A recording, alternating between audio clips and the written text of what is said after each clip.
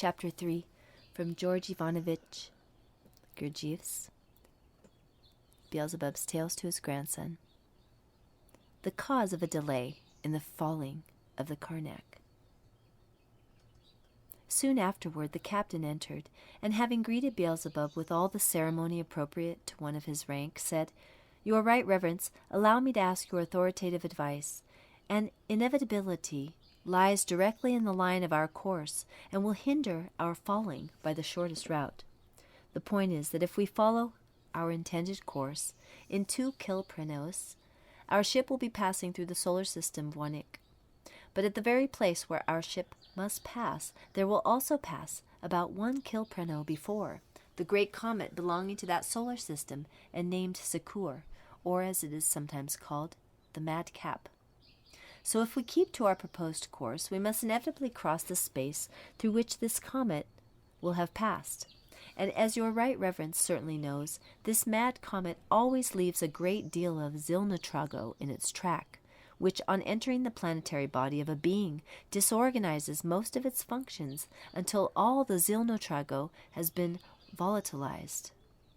I thought at first," continued the captain, "of avoiding the zilnotrago by steering the ship around this zone, but this would mean a long detour and would greatly prolong our voyage.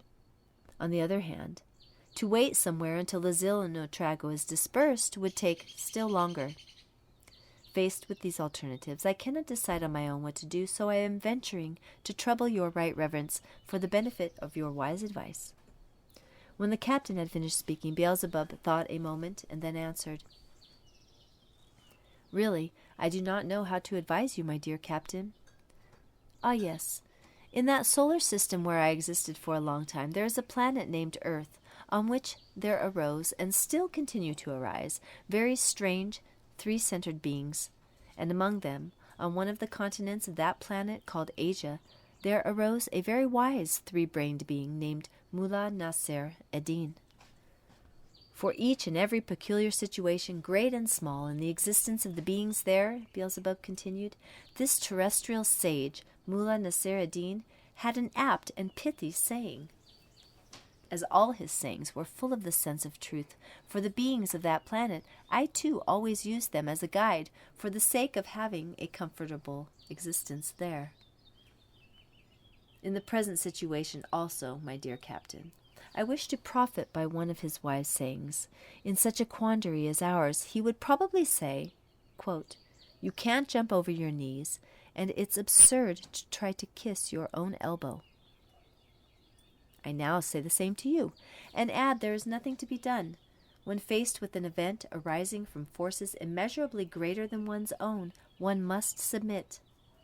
The only question is which of the alternatives you mentioned should be chosen, that is, to wait or add to our journey by a detour. You say that a detour would greatly lengthen our journey, but that waiting would take still longer. Well then, my dear captain, suppose that by making the detour we should save a little time. What do you think? Is the wear and tear on our ship's machinery worthwhile for the sake of ending our journey a little sooner? If a detour would involve even the slightest damage to our ship, then in my opinion we ought to give preference to your second suggestion and stop somewhere until the path is cleared of the noxious zilnotrago. That would at least spare our ship useless damage, and we will try to fill the time of this unforeseen delay with something useful for us all.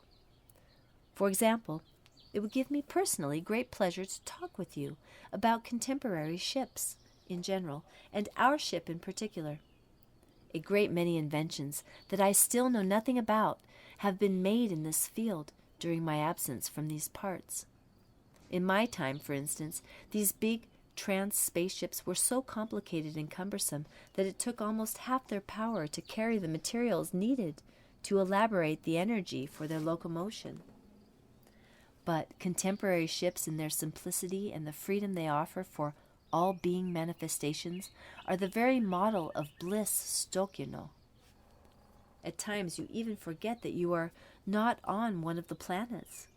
So I should very much like to know how this marvel was brought about and how the contemporary ships work. Now go, my dear captain, and make all the arrangements for this necessary stop. Then, when you are quite free, come back, and we will pass the time of our unavoidable delay in conversation useful for us all." When the captain had gone, Hassein suddenly sprang to his feet and began to dance and clap his hands, shouting, "Oh, I'm glad, I'm glad, I'm glad about this." Beelzebub looked with affection on these joyful manifestations of his favorite, but old Ahun could not restrain himself, and shaking his head reproachfully muttered half to himself that the boy was a growing egoist. Hearing what Ahun had called him, Hassein stopped in front of him and with a mischievous glance said, "Don't be angry with me, dear Ahun. The reason for my joy is not egoism, but only this happy coincidence. You heard him, didn't you? My beloved grandfather didn't only decide to make a stop, but also promised the captain to talk with him. And you know very well that my grandfather's talks always lead to stories of places where he has been, and you know how wonderfully he tells his stories, and how much new and interesting information is crystallized into our presences through these tales. Where is the egoism? Hasn't he, of his own free will, after weighing with his own wise reason all the circumstances of this unforeseen event, decided to make a stop, which evidently doesn't upset his plans too much? It seems to me that my dear grandfather has no reason to hurry. Everything he needs for his rest and comfort is here on the Karnak, and here also are many who love him and whom he loves. Didn't he just say that we must not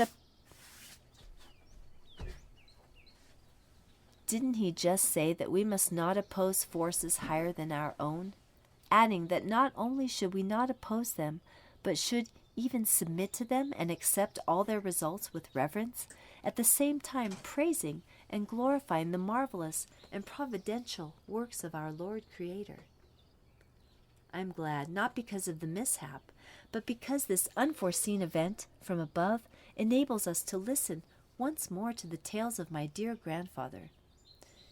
Is it my fault that the circumstances have turned out to be so desirable and happy for me?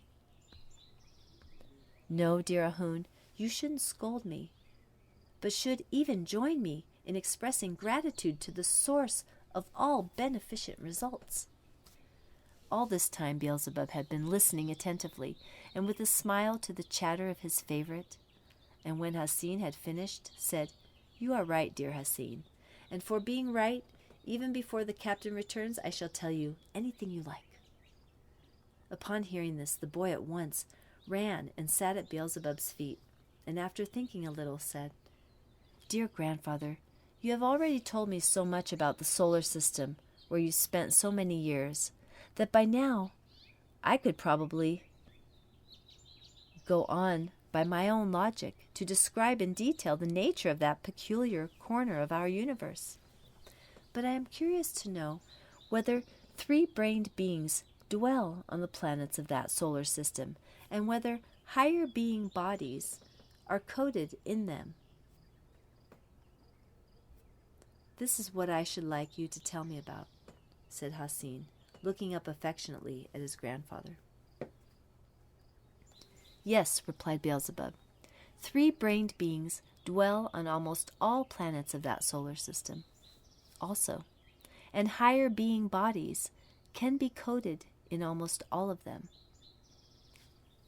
Higher being bodies, or as they are called on some planets of that solar system, souls, are coated in three-brained beings inhabiting all the planets except those before reaching which the emanations of our most holy Sun Absolute, through repeated deflections, have gradually lost the fullness of their strength and no longer contain the vivifying power needed for coating higher being bodies. Of course, my boy, on each planet of that solar system, the planetary bodies of the three-brained beings are coated and take on an exterior form corresponding to the nature of that planet, adapting to it in every detail. On the planet Mars, for instance, where we were exiled, the three-brained beings are coated with a planetary body having a form, how shall I tell you, like a karuna. That is to say, they have a long, broad trunk, amply provided with fat, and a head with enormous protruding and shining eyes. On the back of this huge planetary body of theirs are two large wings, and on the underside two comparatively small feet with very strong claws. Almost the entire length of this huge planetary body is adapted by nature to generate energy for their eyes and their wings. As a result, the three-brained beings breeding on that planet can see freely everywhere, however great the Kalad Sakti, and can move about not only on the planet but also in its atmosphere, and occasionally some of them even manage to travel beyond its limits. On another planet not far from the planet Mars, owing to the intense cold there, the three-brained beings are covered with thick, soft wool. The outer form of these three-centered beings is like that of a tusuk. That is, it resembles a kind of double sphere, the upper sphere serving to contain the principal organs of the planetary body, and the lower one, the organs for the transformation of the first and second being foods. In the upper sphere, there are three apertures opening outward. Two serve for sight, and the third for hearing. The lower sphere has only two apertures, one in front for the taking in of the first and second being foods, and the other at the back for the elimination of residues from the organism. To the lower sphere are attached two strong, sinewy feet, and on each of these is a protuberance that serves the same purpose as our fingers. There is still another planet in that solar system, my dear boy, quite a small one, bearing the name Moon. During its movement, this peculiar little planet often came very near our planet Mars, and sometimes for whole Kyprenos I took great pleasure in observing through the Tescuano telescope in my observatory the process of existence of the three-brained beings who inhabit it. Though these beings of this planet have very frail planetary bodies, they have an indomitable spirit which gives them an extraordinary perseverance and capacity for work. Their external form is like that of large ants, and like them they are always bustling about, working both on and within their planet. The results of their ceaseless activity are already plainly visible. I once happened to notice that in 2 of our years they had tunneled the whole of the planet.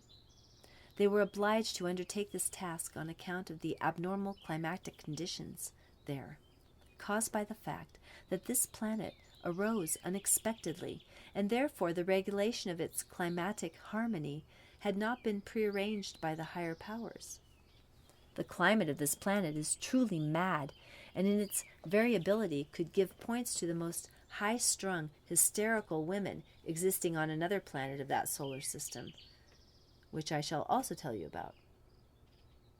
Sometimes the cold is so intense on this moon that everything is frozen through and through, and it becomes impossible for beings to breathe in the open atmosphere, and then suddenly it gets so hot that you could fry an egg in a jiffy. There are only 2 short periods on that peculiar little planet, namely, before and after it completes its orbit and around a neighboring planet, when the weather is so glorious that for several rotations the whole planet is in bloom and yields the various products for the first being food of its inhabitants, even greatly in excess of what they need for existence in that strange intraplanetary kingdom they have devised, where they are sheltered from the vagaries of this mad climate and all the inharmonious changes in the state of the atmosphere. Not far from that small planet is another larger planet, which occasionally comes quite close to Mars and is called Earth. The moon is actually a fragment of this Earth, which must now constantly maintain the moon's existence. On the planet Earth also, three-brained beings are formed, and they too contain all the data for higher being bodies to be coded in them. But in strength of spirit, they do not begin to compare with the beings breeding on the little planet I just mentioned. The external coding of the three-brained beings of that planet Earth closer resembles our own, except that their skin is a little slimier than ours. Moreover, they have no tails, and their heads are without horns. But the worst thing about them is their feet, for they have no hoofs. It is true that for protection against external influences they have invented what they call boots, but this invention does not do them much good. Aside from the imperfection of their external form, their reason is uniquely and utterly bizarre. Their being reason, owing to many causes that I may tell you about sometime, has gradually degenerated and at present is very, very strange and peculiar in the highest degree. Beelzebub was about to say more, but just then the captain of the ship entered. So promising the boy to tell him about the beings of the planet Earth some other time, he began to talk with the captain. He asked the captain first to tell him who he was, how long he had been a captain, and how he liked his work, and then to give him some information about contemporary cosmic ships.